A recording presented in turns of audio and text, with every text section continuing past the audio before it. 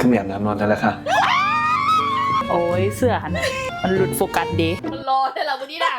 หูแดกละหูนะ พีท ผู้วินกับหูแดกผู้วินหูแดก ถึงเรื่องของสัญญา อะไรอ่ะนี่ไม่ได้อัดป่าได้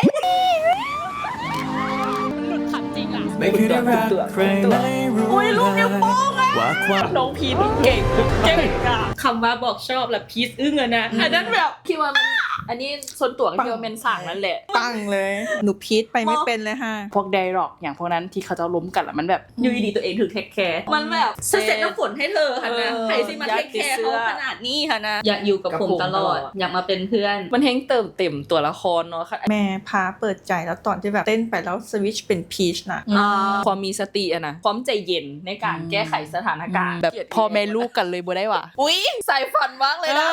มันจะดีมากนะ ใจดีแต่บ่ยอมคนนะ แมน